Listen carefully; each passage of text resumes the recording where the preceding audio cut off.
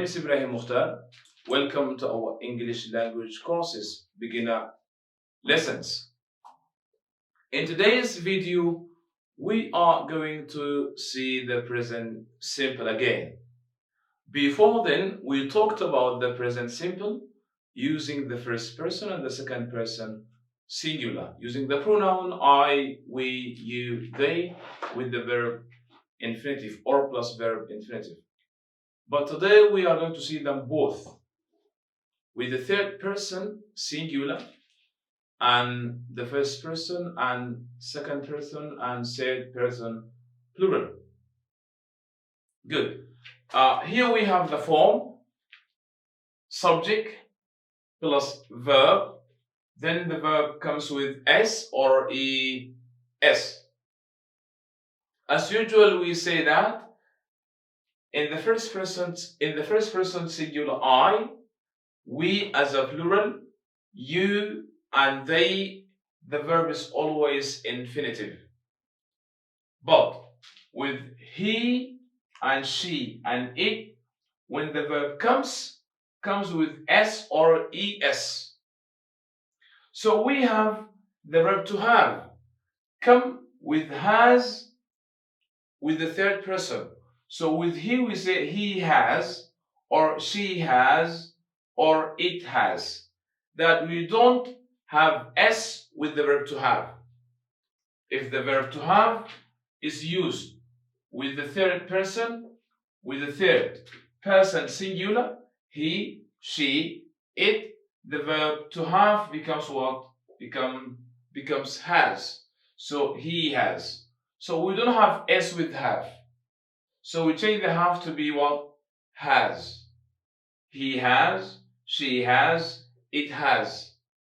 So but other verbs that come with he, she, it, they can come with either s or es. But with I, we, you, they, the verb is always infinitive. Even the verb to have is infinitive. I have, we have, you have, they have. For example, I have a cup of tea every morning. We have a cup of coffee sometimes.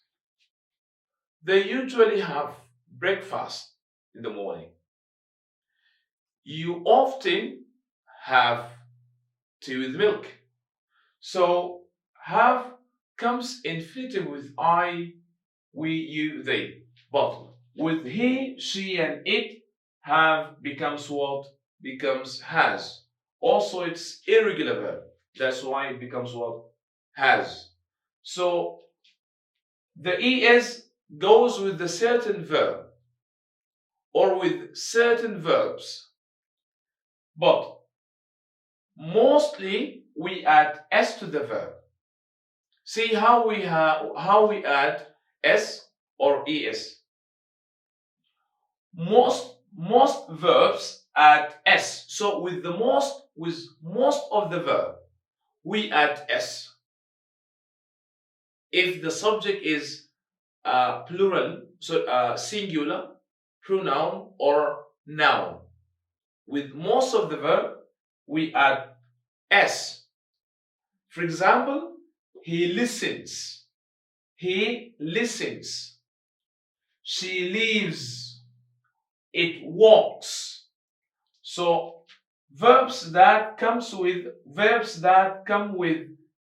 after he, she, it as a subject comes with s or es, or come with s or es. But with most of the verb we add s. Most of. But there are some little verbs that don't follow the rule of having s. They accept the es. For example, verbs ending in s, double s or ss, sh or ch or x, we usually add es to the verb. Verbs that end in s, in ss or sh or ch or x, we usually add what? We add es. For example, he watches. So the verb watch here ends in ch. So we add es in the present simple. Also, he watches, she washes, wash. So the verb watch ends in what? sh. So we add es. Also, we have, with the present simple, we use adverb of frequency. We have adverbs of frequency. You may often see these adverbs used in the present simple. Usually, sometimes, never, often or often, always. Again, usually, sometimes, never, often, or often, always. These are called adverbs of frequency. Adverbs of frequency often go before the verb or come before the verb. So, for example, we never go. So the verb is go. So this adverb often go or come before the verb. We never go out. Not we go never out, or we go out never, or never, no. We never go out. So the word never often goes before the verb. 2. He usually goes to work by taxi. He usually goes. So usually also often or often goes before the verb. He usually goes to work by taxi. He usually goes to work by taxi. She sometimes has a cup of coffee. She sometimes has a cup of coffee. So this is the present simple using what? Using the third person singular, he, she, it. So with the subject he, she, it, when the verb comes with either s or es. So, and this is how we add s and how we add es. Also, some verb end in y, we change the y to ies. But if the verb end in vowel plus y, we don't change the y to ies, but we normally change the y to ies if the verb ends in consonant plus vowel. For example, if I say fly, so the verb fly ends in y. So in the present simple, it becomes flies. We change the y to ies. But with the verb play, we don't. Why? Because y preceded by a. A is vowel sound, so we don't change the y to ies. We just add what? We add s. So if the verb ends in y, and the y preceded by consonant, we change the y to ies. But if the verb ends in y, but the y preceded by vowel sound, we don't change the y to ies. We just add s to the verb. So this is if the subject is he, she, it, or singular noun. We call this pronoun because pronoun can stand in a state of noun. So we give the examples by putting the pronoun instead of noun, or you may find a noun instead of pronoun. They all do the same job. Let's see the negative and interrogative of the present simple. So we usually make the negative sentences and the interrogative by using does and does not. In negative sentences, we use doesn't. In questions, we use does. So here is the form of the negative sentences. So with he, she, it, we use does. And the verb is always infinitive when we use doesn't after the subject. When the verb comes after does, comes infinitive. Why? Because there is does. We say he doesn't, or she doesn't, or it doesn't. For example, he doesn't go, not he doesn't goes. It's not correct. We say he doesn't go out in the evening. He doesn't go out in the evening. So the verb go here is infinitive. Why? Because there is does. Always the verb comes infinitive when we use does in questions or in negatives. She doesn't eat in a restaurant. She doesn't eat in a restaurant. She doesn't eat. She eats at home. She does. Oh, I don't eat in a restaurant. I eat at home. She doesn't eat in a restaurant. She eats at home. It doesn't work. It doesn't work. Oh, my watch, it doesn't work. It doesn't work. So we can say doesn't or does not. But English people always, in spoken English, shorten the word. They don't speak, for example, in full form, they just shorten. They don't say, she does not go to work. They always shorten. They say, she doesn't, it doesn't, I don't, we don't, you don't, it doesn't, she doesn't, he doesn't. Also, we have questions with question words. Questions, forming questions with question words. So by question words, we mean what, where, when, how. These are called question words because they are used with the question or with questions to form question. And the answer is always in full sentences. So we don't call this yes or no question. We call it questions with question words.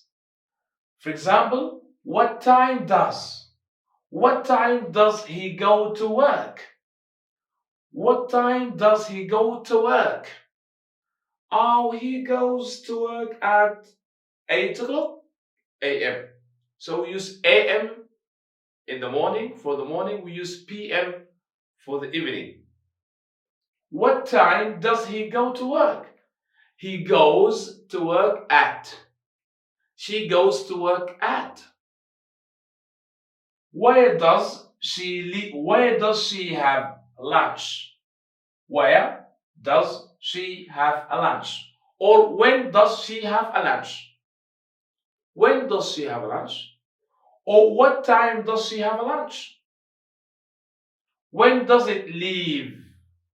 When does it leave? So we call these sentences or these ones question words.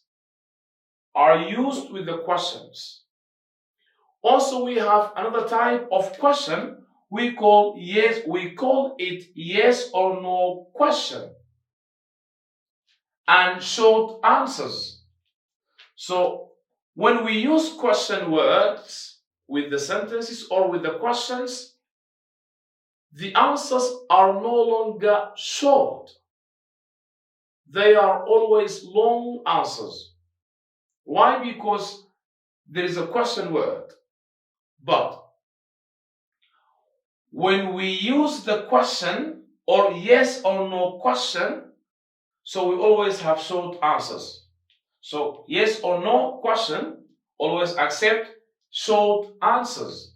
For example, does he like football? Does he like football? So you don't have to explain more. You just need to say either yes or no. Does he like football? Yes, he does. Also notice you don't have to say yes, he likes. It's wrong. Common mistake. People sometimes say yes, he likes, but no. Does he like football? Yes, he does. Not yes, he likes. Yes, he does. Or no, he doesn't. If he doesn't like football, you can reply by saying, no, he doesn't like football. Oh, yes, he does. Yes, he does. No, he doesn't like football. Does she speak English? Does she speak English? Yes, of course she does. Of course she does.